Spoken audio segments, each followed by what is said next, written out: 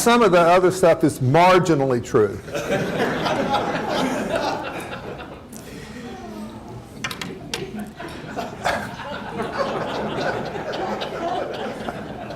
But I'm here today to tell you that something wonderful is happening on the North Shore.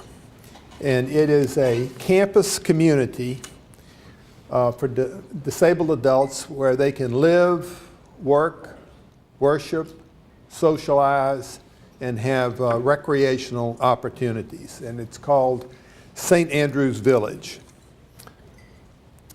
You know, parents of disabled children share two concerns. Ask any parent of a disabled child. How will their child function in society during adulthood? And the second is, what will happen to the child when the parents are gone? And these concerns begin when the child is born or when the disability is first identified, and they continue throughout life. And probably not a day goes by when those thoughts aren't foremost in the minds of the parents.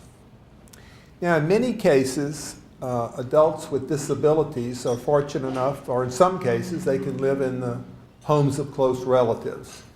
In some cases, they live in what are called community integrated living arrangements, CILAs, C-I-L-A's, which are residential group homes in traditional neighborhoods, or sometimes supervised apartments. In the case of group homes, they're located in a neighborhood, and they may be 6, 8 disabled adults in the home, sometimes with a house parent or resident advisor. And in some cases, supervised living arrangements, maybe a person may call on the adult or his roommate once a day or maybe twice a week to make sure that everything is doing okay. And these are all great arrangements, and we're happy they're there. They're often sponsored by ARCs, which are formerly Association of Retarded Citizens. I know, for example, that TARC in Houma, Terrebonne ARC, has a wonderful campus, and they do have some residential living arrangements there. Stark in St. Tammany ARC has they're beginning this program. They have some group homes that they're they do have in place and would like to have more. So these are all excellent programs, but the need is so enormous that the ARCs cannot meet the need. And as we get older and disabled adults get older and enjoy better health and live longer, the demand is just enormous. There's more and more each year. So our idea is of St. Andrew's Village, our campus community. And by the way, this is a rendering of the campus. It's 100 acres. And I'll tell you about that in a moment. And this is a rendering of the residents. There are two featured there.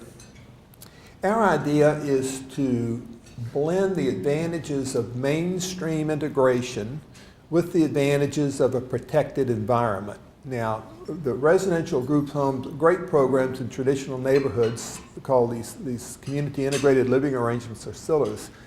Sometimes the residents really do not get out into the community as best they could, and they often don't have the social and recreational opportunities that would be available in a campus-type community.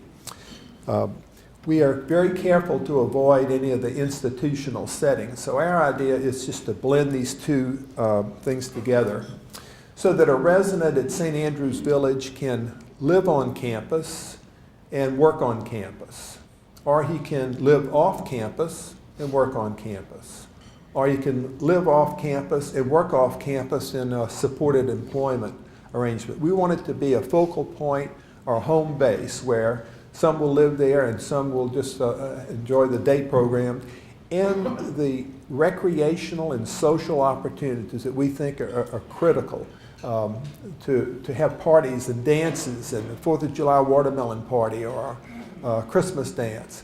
Very important. Our guys are very social, and they really enjoy this. Remember, they don't have the ability to just go out on their own. They have to be almost always accompanied by someone. So they're very dependent on others for transportation and going to the movie, that type of thing. Of course, our campus, we're very much want to welcome visitors, which is part of the blend of the mainstream integration with the protected environment.